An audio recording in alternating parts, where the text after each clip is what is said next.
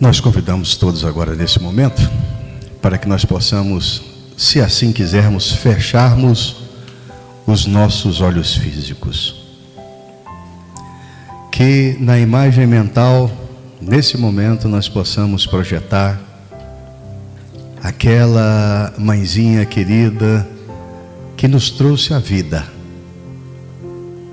Se ela estiver ainda conosco, que essa mensagem mental possa levar até ela a maior das nossas gratidões. Se ela estiver no plano maior, que nós possamos nesse momento imaginarmos com ela, com Jesus de Nazaré e com Maria, a mãe de Jesus. Mestre de bondade e misericórdia infinita, a vossa mãe, que simboliza as mães do mundo,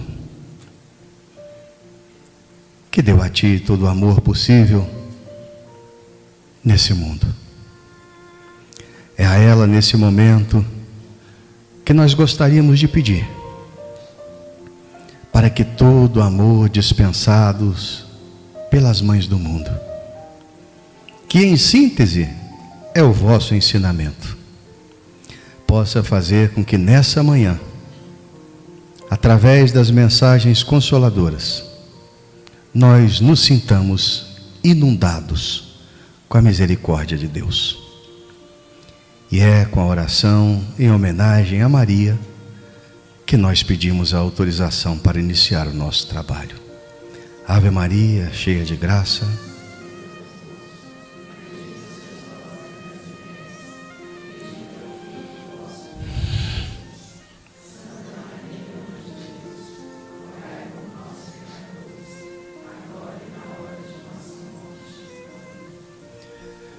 e para falar sobre o tema maternidade, nós convidamos a nossa irmã Neiva Gonçalves.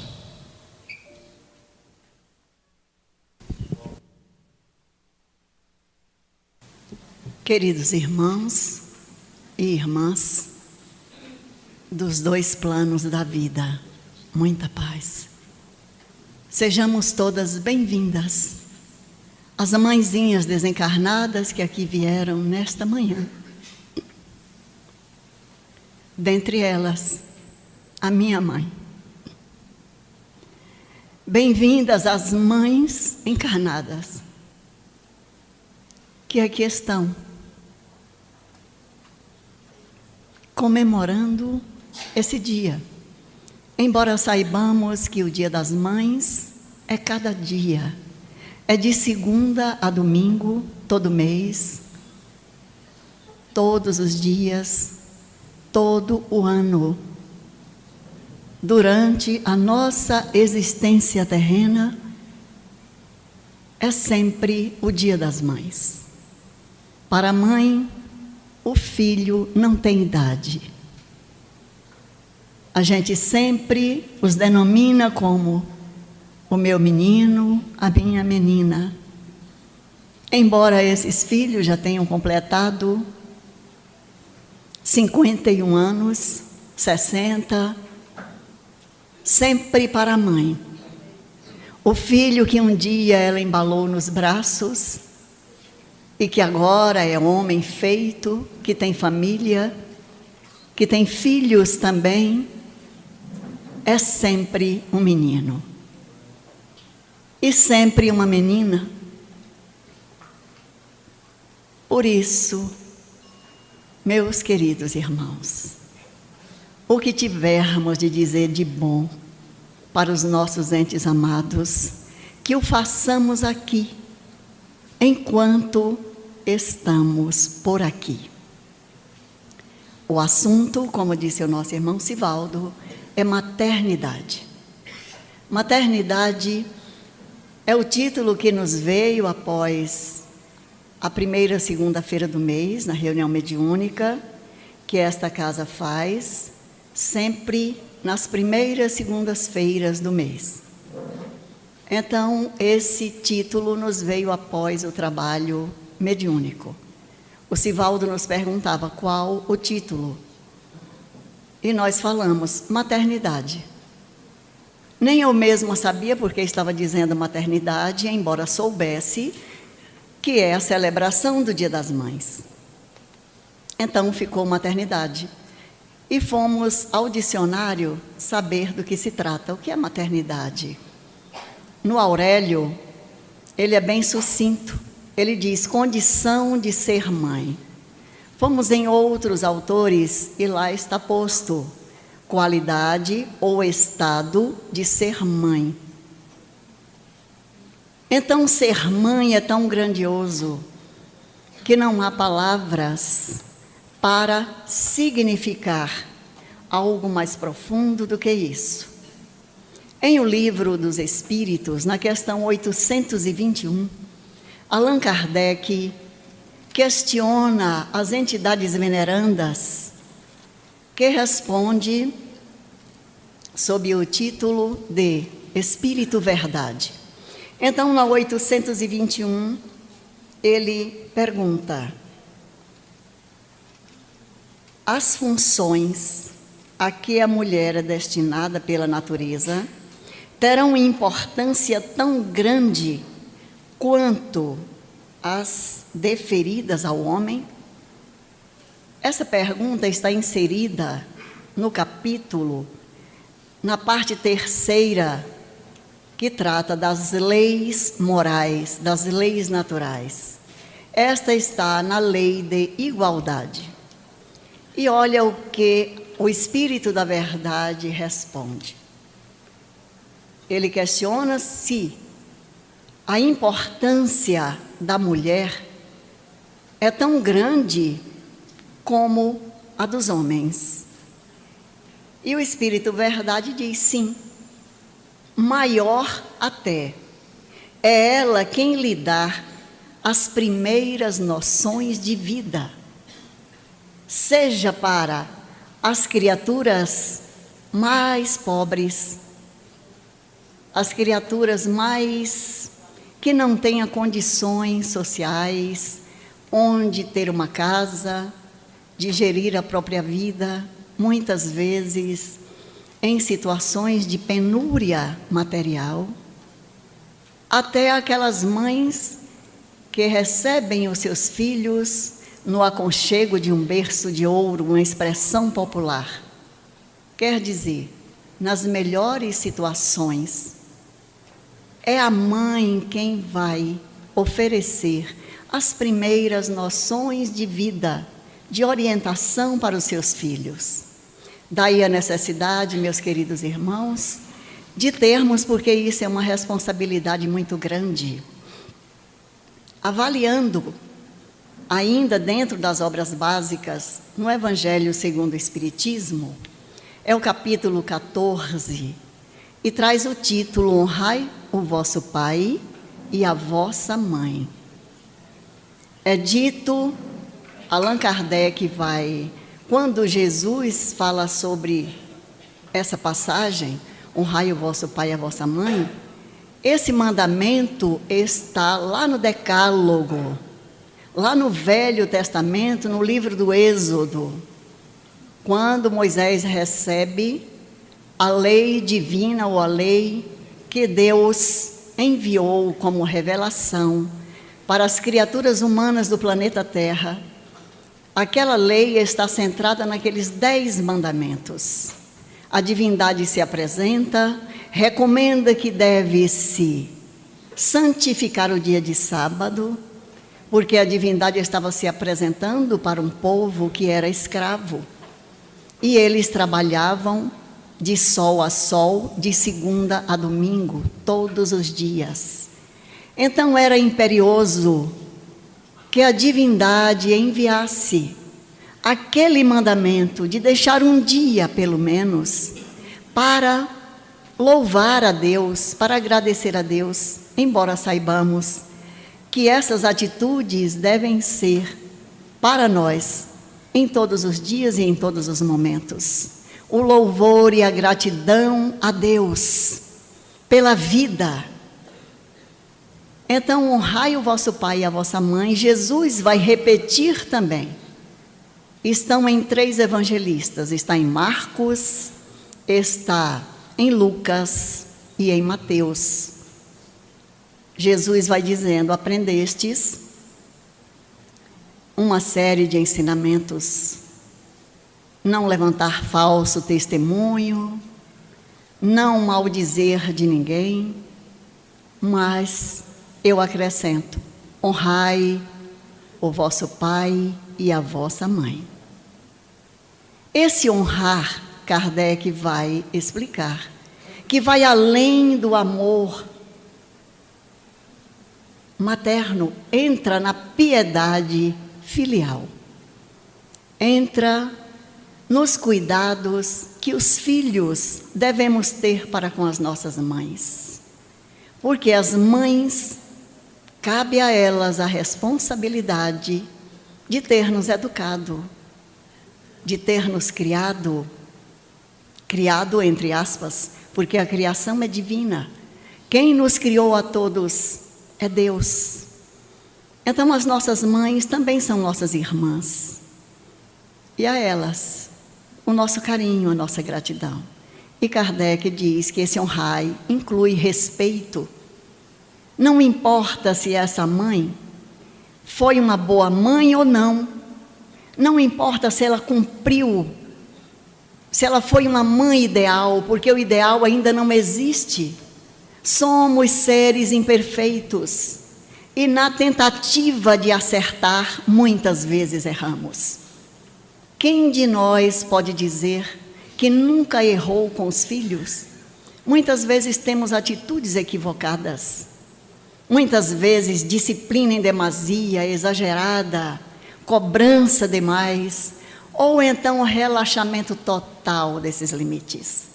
Estamos citando o capítulo 14, porque nas instruções dos Espíritos, Santo Agostinho, ele vai escrever nas instruções dos Espíritos, laços de família, a ingratidão dos filhos e os laços de família.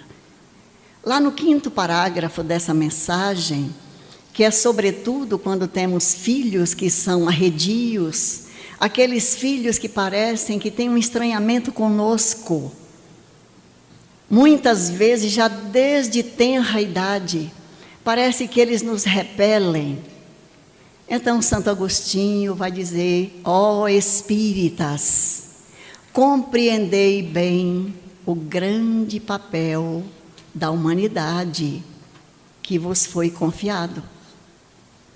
Aprendei que quando gerais um corpo, o espírito que nele encarna vem do espaço para progredir. Tomai conhecimento dos vossos deveres e responsabilidades e fazei o possível para aproximar essa alma de Deus. Os cuidados e a educação que lhes derdes vai resultar no futuro em uma recompensa. Lembrai-vos que a cada pai e a cada mãe Deus perguntará: o que fizestes do filho que foi confiado à vossa guarda? Observemos que muitas vezes, pelos nossos poucos cuidados, pela nossa displicência, e estamos no momento em que achamos que tudo é possível. Os espíritos que estão reencarnando, eles vêm com uma inteligência muito grande. O meu filho é um ser superior. Mas por ser um ser superior, como saber? Porque é inteligente? Inteligentes somos todos. Naqueles momentos, por isso, teve alguém que disse: Neiva, eu acredito que os filhos que eu tenho, isso não é de agora, isso já faz o quê? Uns 15 anos. Os filhos que eu tenho, eles são tão compenetrados das próprias responsabilidades, são tão inteligentes, que muitas vezes são eles que me orientam. Você não acha que eles vieram para me orientar? Eu tinha acabado de assistir uma palestra, um seminário com Raul Teixeira, onde ele dizia fatos similares, que nós temos muito essa questão de deixar. Olha, o meu filho está ali, é meu orientador. Eu falei, não, minha amiga, naturalmente, nós conhecemos que Jesus é o Espírito mais sublime que já desceu sobre a terra. Mas ele teve uma mãe, Maria, um pai, José. Ele precisou, naturalmente, de ter o apoio desses dois espíritos e principalmente da sua mãe. Para ensinar, para dizer, menino, não faz isso. Não, Jesus era de um quilate bem maior. Mas para ter os cuidados de mãe, eu falei, Deus não improvisa. Vai mandar seus orientadores depois que você já está aí na condição de mãe? Onde o Raul Teixeira, no seminário, dizia que há mesmo pais que acham que os filhos são seus orientadores. Então Deus errou. Mandou o orientador depois? Não, o orientador tem que estar antes e durante a nossa jornada. Os filhos, por mais evoluídos que sejam, vão sempre necessitar de uma coisa que nós estamos esquecendo atualmente: limite. Os limites. O que pode ser feito, meu filho? Você e as crianças de hoje são assim. Você quer ensinar alguma coisa, orientar? Eu já sei. É a era do eu já sei. Não preciso. Olha, leia esse livro, não preciso. Eu ouvi 30 minutos ali de uma palestra, de um vídeo que ele viu na internet. E quando você recomenda, aquele jovem, aquela criança diz, eu já sei tudo isso. Eu não sei por que a senhora fica sempre repetindo a mesma coisa. Mas a educação é uma repetição sempre. Então, o nosso compromisso com as crianças, com os jovens, orientá-los. Se temos tudo, nós chegamos ao cúmulo de ouvir as pessoas dizendo, eu vou dar tudo para o meu filho, tudo que eu não tive. E o que eu não tive é o que me fez crescer. O que eu não tive é o que me impulsiona até hoje para a luta do dia a dia, para a superação de mim mesma. Eu não tenho que superar os outros em nada. Nós não estamos aqui na vida para competir uns com os outros. Estamos para conviver com fraternidade, com respeito, com dignidade. Então, as crianças, os jovens, os nossos filhos, os nossos netos, precisam sim de orientação e de limites. Se é um espírito evoluído, nós vamos então ajudá-lo mais e mais.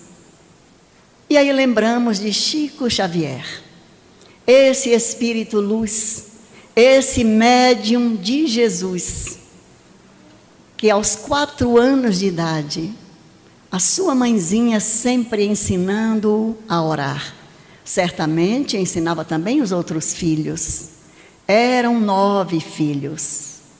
Mas o Chico, em particular e em especial, pela sua missão extraordinária. Então, aos 4 anos, o Chico já sabia de cor e já tinha sentimentos na oração do Pai Nosso.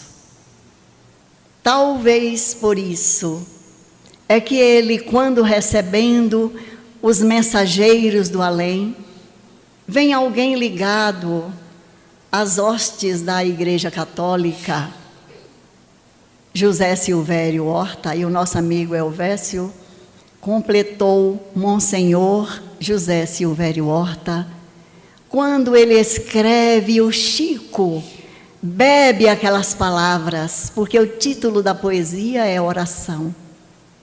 Pai nosso que estás nos céus, na luz dos sóis infinitos, Pai de todos os aflitos deste mundo de escasseus, Santificado, Senhor, seja o teu nome sublime, que em todo o universo exprime concórdia, ternura e amor. Venha ao nosso coração o teu reino de bondade, de paz e de claridade na estrada da redenção. Cumpra-se o teu mandamento, que não vacila e nem erra, nos céus como em toda a terra, de lutas e de sofrimento. Perdoa-nos, meu Senhor, os pecados tenebrosos, de passados escabrosos, de iniquidades e de dor. Auxilia-nos também nos ensinamentos cristãos a amar nossos irmãos que vivem distantes do bem. Sob a proteção de Jesus, livra nossa alma do erro, neste mundo de desterro distante da vossa luz. Que a nossa ideal igreja seja o altar da caridade, onde se faça a vontade do vosso amor, assim seja. Então Chico exulta de alegria pela oração, pelo Pai Nosso que a sua mãezinha havia lhe ensinado nos primeiros anos de vida. E ainda é Maria João de Deus, que diz ao seu filho amado, aos 5 anos de idade, quando ela desencarnou: meu filho, eu vou para o hospital, vão dizer que eu morri, mas não acredite. Eu estou viva e eu volto para que nós possamos conversar.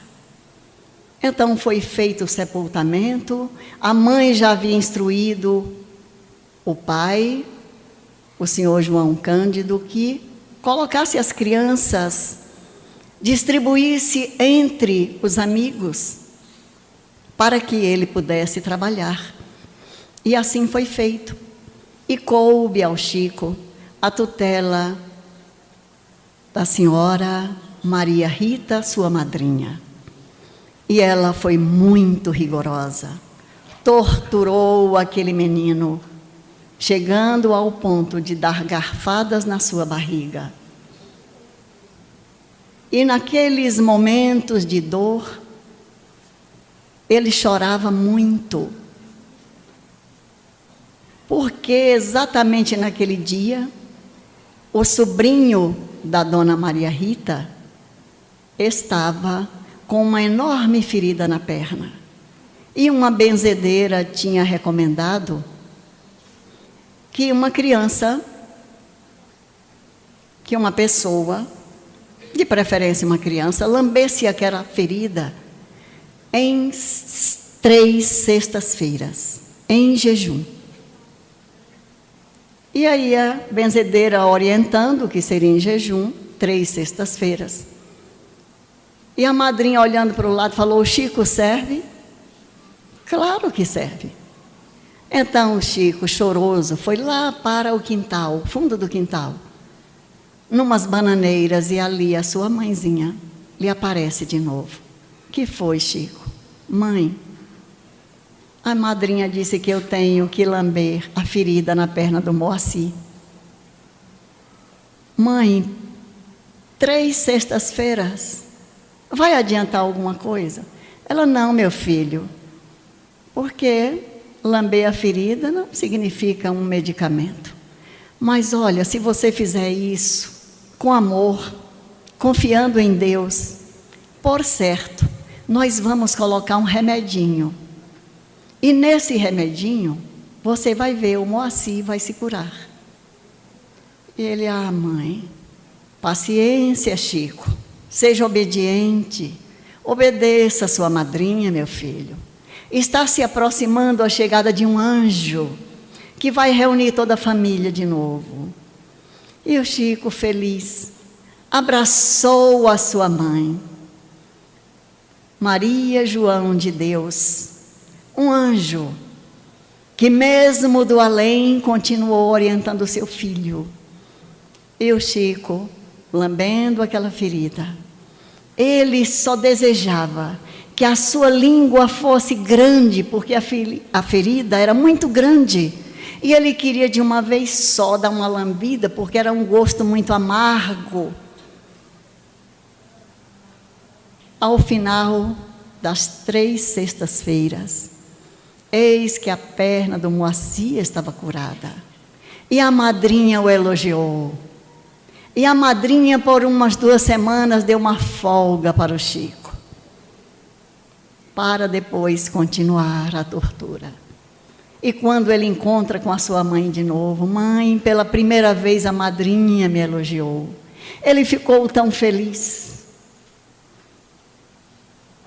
E ela disse, viu, Chico, eu não disse que tudo ia dar certo? Só que o Chico não sabia que passaria a sua vida inteira lambendo as feridas humanas, lambendo as feridas das criaturas, cheias de dor, de sofrimento, de mazelas. Queridas irmãs, mães, que nós tenhamos esta paciência de orientar os nossos filhos. Chico queria saber quem seria o anjo que estaria chegando. E Dona Maria João de Deus disse, Chico, o anjo está chegando e a sua mãe precisa se ausentar um pouco. Tenho outras tarefas, mas nos encontraremos. E eis que chega Dona Cidália na vida do Chico Xavier e dos seus irmãos. Dona Maria Cidália casou-se a segunda esposa de João Cândido. E a primeira exigência que ela faz, vamos reunir a família. E nos perguntamos quem de nós teria essa capacidade. Porque quando vamos casar com alguém que já teve uma família e já tem filhos anteriores de um casamento, mesmo sendo um, no máximo 2, as mães logo dizem para os seus filhos, meu filho, mas você vai entrar nessa confusão. Por que você não encontrou uma moça que não tenha ninguém, não tenha filhos? Mas olha, aquele anjo diz, vamos reunir a família, 9 filhos. E ela teve mais 5. E de fato, naquele dia, quando o Chico chega, o seu pai vai buscá-lo, que ele vê a Dona Cidália, ela o abraça e diz, Chico. Aí ela sentiu que a barriga dele estava inchada e procurou conversar com ele em separado. E viu aquilo que havia acontecido. Ela diz, Chico, nunca mais ninguém vai te maltratar. E é ela que coloca o Chico Xavier na escola, onde ele cursa até o 4º ano primário. Diga-se de passagem, o 4º ano primário, naquele tempo, era suficiente para garantir uma alfabetização de ponta. E, sobretudo, um espírito com disciplina, com inteligência, com tudo aquilo que o Chico tem. Então, ele deslanchou na escola. Graças ao apoio desses 2 anjos, dessas 2 mães, Dona Maria João de Deus e Dona Cidália. Ele vai dizer para Dona Cidália, e vai dizer também até o final da sua vida, que no dia do sepultamento da sua mãe, quando ele foi para a casa da sua madrinha, ela saiu correndo porque a sua mãe andava sempre de mãos dadas com ele. Ele saiu correndo para que a madrinha lhe desse a mão. E até o final da vida ele dizia que guardava aquele vazio que havia permanecido, porque ela não havia segurado na mão do Chico. Minhas irmãs, meus irmãos, como precisamos chegar junto dos nossos filhos, dos nossos netos. Não comimos extravagantes, exagerados. Não que eles ditem as normas para nós. Não, eu não vou hoje à escola porque eu não estou com vontade. Não, hoje eu não vou fazer isso, eu não vou fazer aquilo. Eu não quero essa roupa. que nós possamos ter bastante discernimento, porque de fato os espíritos que estão encarnando neste momento, ou reencarnando neste momento, eles vêm de longa experiência. Eles sabem mesmo muita coisa. Por que que as crianças pequenas têm uma acuidade de facilidade em lidar com a informática, com as mídias de todos os tipos? Porque eles foram preparados na espiritualidade. É um momento presente. E nós que já estamos aqui no 70, 80, 90, já não temos muita paciência para estarmos aprendendo. Isso porque também a gente não se interessa. Porque quem se interessa, temos amigas de 80 que trocam a noite pelo dia navegando na internet. Logo, a questão aqui não é idade, é interesse. Certamente na espiritualidade eu vou ter um trabalho danado para me atualizar, para aprender essa linguagem do momento. Confesso aos irmãos e irmãs que, tendo uma filha muito querida que está sempre ao meu lado e entra nos grupos que eu trabalho, ela que me passa as mensagens.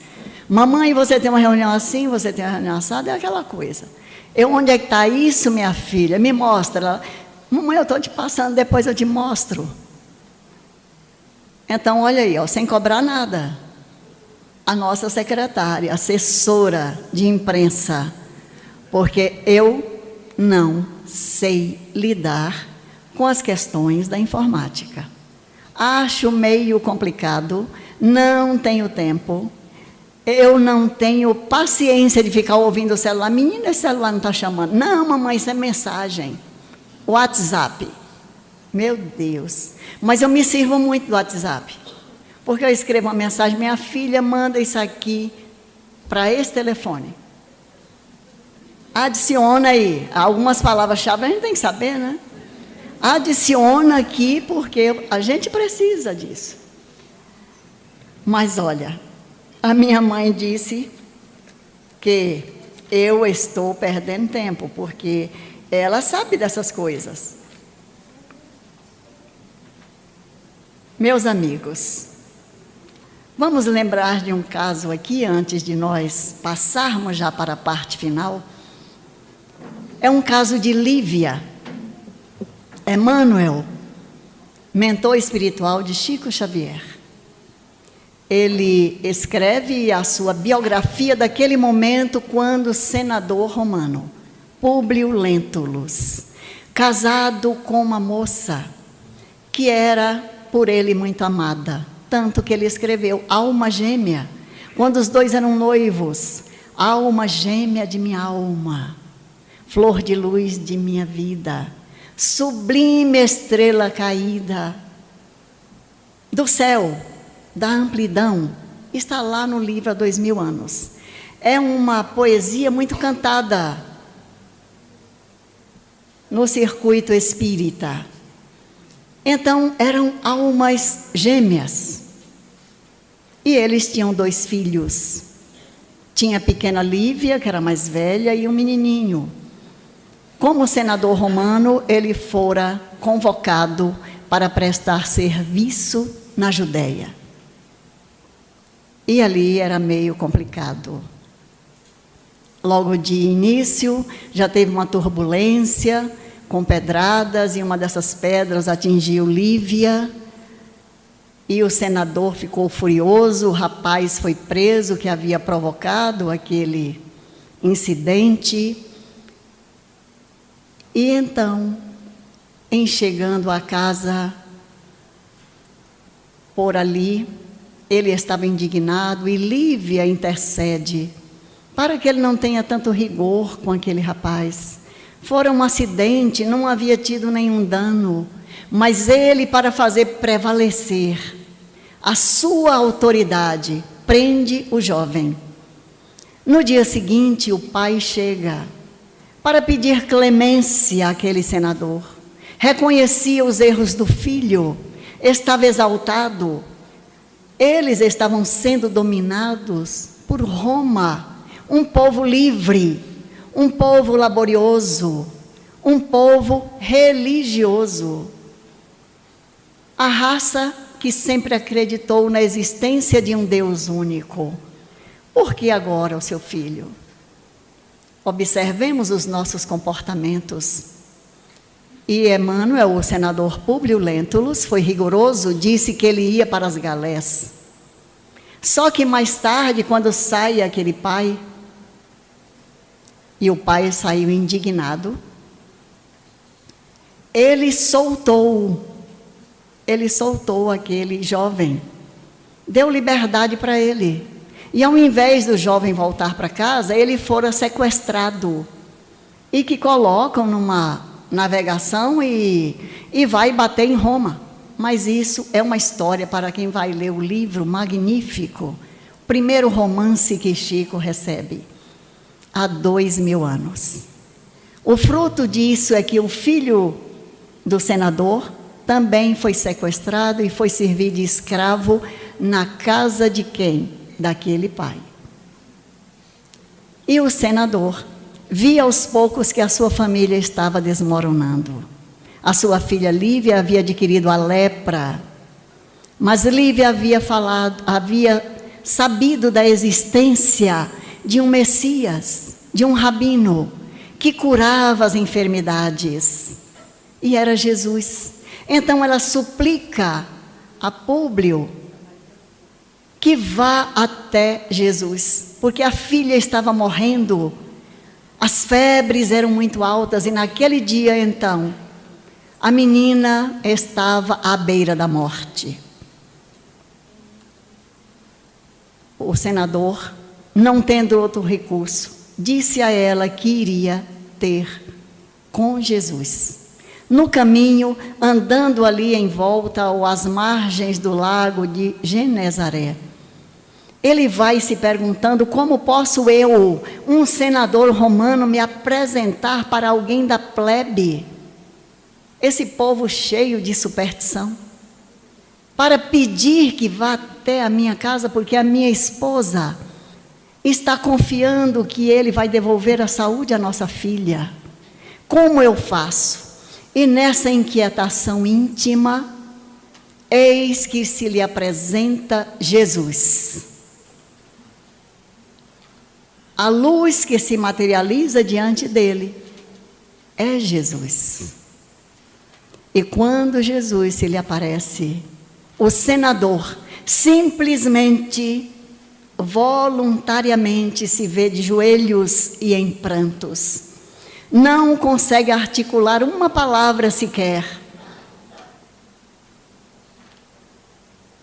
Mas Jesus, conhecendo a sua intimidade, conhecendo Lívia e Flávia, que era a garotinha, e sabendo da mazela, lhe diz: meu irmão, a tua esposa, eu estou aqui por tua esposa, para devolver a saúde à tua filha.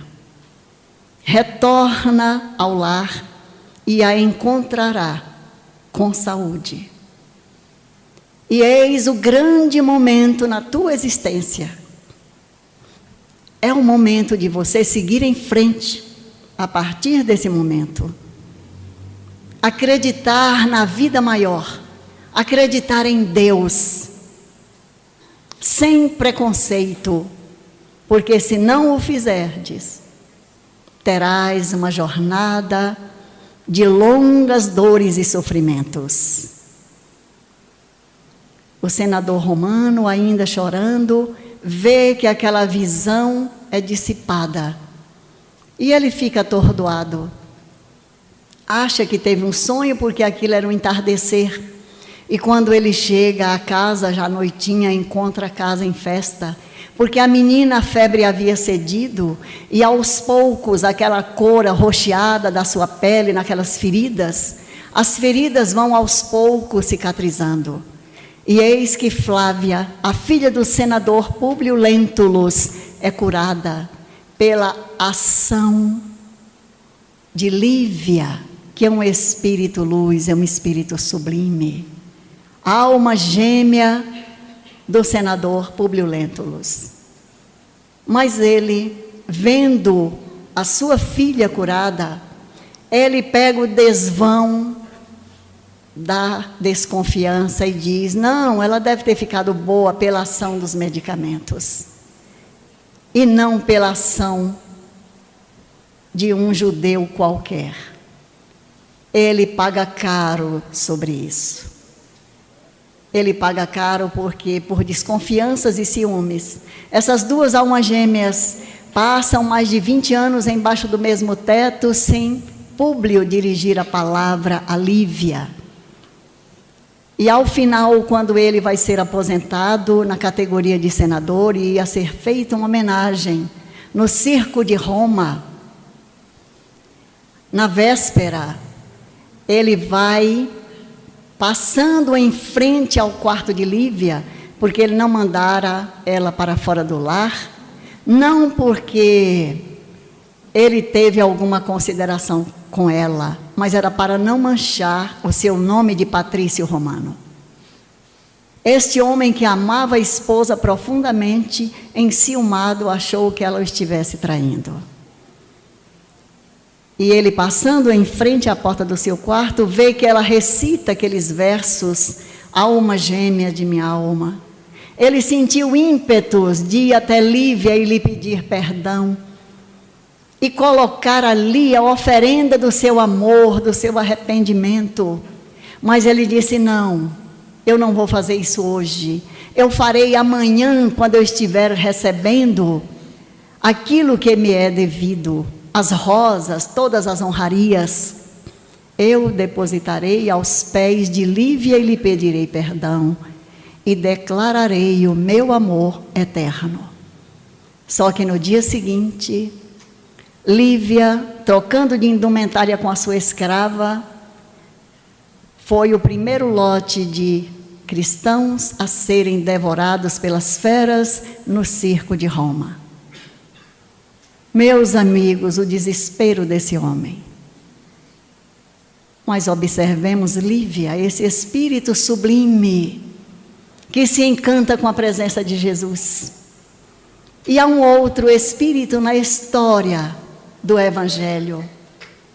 Uma mulher que não foi mãe porque tivesse parido algum filho, mas foi mãe de centenas de outros, depois que ela conheceu Jesus. Madalena, flor de exuberante beleza, esplendor, que extasia todos pela magia do seu amor. Maria de Madalena, Maria de Magdala, ou simplesmente Maria, é um anjo de alegria, de lábios rubros, pintados de carmim, que se veste ricamente. É amada, servida, invejada, mas presa ao ter, vive na noite do prazer, e na paixão esfuziante que do olhar cintila em explosões de alegria. Ela sente que alguma coisa lhe falta. Apesar de tudo isso, ela sente que não tem nada. Mas eis que numa noite, entre sedas e plumas, risos e vinhos, alguém cita displicente o nome do Nazareno. Seu jeito, seus feitos, seu porte sereno. Madalena se contagia e começa a sentir uma estranha euforia. Precisa conhecer esse Jesus para apreciar de perto essa figura que tanto a seduz. Deseja vê-lo. Alguém fez referências a um monte em tardes amenas. Sim, precisa encontrá-lo apenas. Troca sua indumentária luxuosa por uma veste simples. As gemas preciosas que lhe adornam o colo e os cabelos, ela as substitui por uma trança simplesmente. O rosto sem pintura deixa entrever o seu espírito por inteiro, sede de paz, de amor verdadeiro. Está bela qual flor de açucena, pois é muito bela Maria de Madalena. E entre centenas de cegos, coxos, aleijados, mulheres sofridas, algumas com os filhos ao colo, ela o vê. maravilhoso em sua simplicidade, poderoso em sua humildade, bondoso, afável, amigo, pela simples irradiação do olhar. E as suas palavras? As suas palavras soam como doce refrigério para aquelas almas maceradas. Bem-aventurados os aflitos e os que choram, pois que serão consolados. Bem-aventurados os pobres de espírito, pois que é deles o reino dos céus. Bem-aventurados os puros de coração, porquanto verão a Deus. Vinde a mim todos vós, que estáis aflitos e sobrecarregados, e eu vos aliviarei. Ó sublimes palavras, doce poema, que atinge as fibras mais sutis do coração, trazendo uma nova alegria, uma nova esperança, terna consolação. Madalena está banhada em lágrimas. Agora ela sabe o que lhe faltava. Luxo, prazeres, deleites, orgias, falsos afetos, falsa alegria. Desfaria de tudo e tudo faria para seguir esse doce rabi, esse mestre de olhar sereno. Sim, estava decidida. Seria discípula sublime. Seria discípula dedicada do sublime Nazareno. A multidão já se dispersa, a natureza está à meia luz e Madalena se vê diante de Jesus. Emoção mais forte, nunca sentira. Amor maior, jamais experimentara. E convite igual, ninguém lhe fizera como aquele que ele ia no divino olhar. Filha, retoma o caminho, é preciso trabalhar. A partir daquele momento, a flor de Magdala se fecha para o mundo e desabrocha para a vida, qual estrela no firmamento. Madalena é o registro maior da transformação, do prazer efêmero que se escoa pela sucessão das horas. Ela é agora o marco brilhante do amor perpétuo que o tempo não apaga. Bebe cada palavra, absorve cada gesto, inebria sua alma na alma radiosa do Messias. Mas aqueles que o rodeiam não acreditam nessa retificação. E ela sofre a indiferença, muitas vezes a rejeição. E nesses instantes, as lágrimas descem-lhe pelas faces, como silenciosas testemunhas do dorido coração. O mestre, vendo-lhe a alma em agonia e sabendo próxima a sua partida, adverte: filha, tem bom ânimo. Há momentos em que as provas são tão duras que o alívio só o encontramos na companhia dos filhos da dor. Tem bom ânimo, Madalena, e cuida de dar o testemunho do amor. Ah, o Espírito se lhe alivia com tão doce exortação. E ela sorri, o sorriso da libertação. Meses mais tarde, na agonia da cruz, Madalena sofre a sua dor junto à dor de Jesus. O que fará agora? O que será da sua vida? Oh, quanto amargor! O túmulo está vazio. Mas alguém se aproxima. Então ela indaga: onde colocaste o meu mestre? Onde, por favor? Madalena: Rabone, mestre. Que alegria celestial a sua alma saboreia. Então ele vive, seu coração se incendeia. Quer tocá-lo, mas ele diz: ainda não pode. Ainda não fui ao Pai, mas vai e anuncia. E Madalena transforma-se no arauto da ressurreição.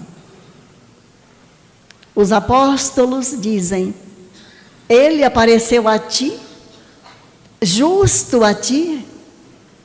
Somente Maria a Santíssima, a mãe de Jesus, lhe diz: eu acredito, minha filha, que ele apareceu exatamente para ti.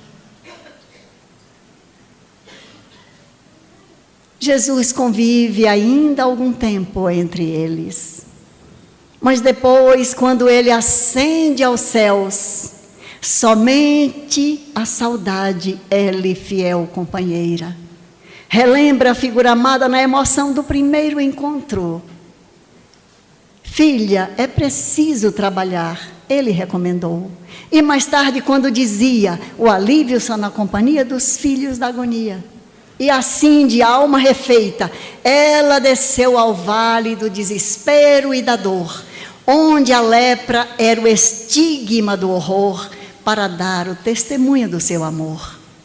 Enxugava lágrimas, pensava feridas, limpava, consolava aquelas almas tangidas pelo sofrimento com a sua tocante mensagem de desprendimento. Muitas vezes relatava fatos vividos junto a Jesus. E naqueles instantes, cada semblante serenava, se tocava de luz. Assim ela viveu cada dia, cada hora, no prazer da verdadeira alegria de servir junto aos filhos da dor, como ele recomendara no testemunho do amor. Até que um dia Madalena viu-se acometida da mesma enfermidade, mas à medida que o seu corpo apodrecia, ulcerava, ela se vê transportada. E nos momentos finais, nos braços de uma irmã de estrada, Madalena revê cada segundo de sua jornada. Os olhos se lhe fecham, sente-se tão cansada, mas liberta no ser, vive agora um diferente alvorecer. Ela ganha novo espaço e desperta noutros braços, e ouve outra vez aquela voz inconfundível, num transporte de sublime amor: Madalena, Senhor, Senhor. Que o Senhor da vida nos abençoe a todos. Que abençoe as mãezinhas encarnadas e desencarnadas, inclusive a minha. Obrigada, Madalena. Obrigada, Sebastião Marte. Obrigada aos amigos espirituais presentes neste espaço. Os mentores, obrigada, Antônio Francisco Lisboa, pelo trabalho de dedicação, de amor, de autodoação. Obrigada ao grupo Arte Cura, a Nazaré, que é a dirigente do grupo, a nossa amiga Maria Flor, Maria Cirlei, que contribuiu nesta manhã com os trabalhos que serão anexados às cartas consoladoras. Estas cartas que vêm trazendo alento, esperança, como o Evangelho de Jesus recomenda: a boa nova, a imortalidade da alma. Obrigada aos irmãos que primorosamente, ou às irmãs, que fizeram aquele painel onde tem a palavra singular, mãe, lembrando a maternidade, lembrando que todas nós, mulheres, somos mães de uma forma ou de outra. Obrigada à nossa Mãe Santíssima pelo carinho, obrigada aos dirigentes, à diretoria da Casa de Sebastião Marte, a nossa irmã Mayra. Que Deus te abençoe, minha filha, que Deus te assista e Jesus te envolva em vibrações perenes de paz. Deus abençoe a todas nós. Que assim seja, graças a Deus.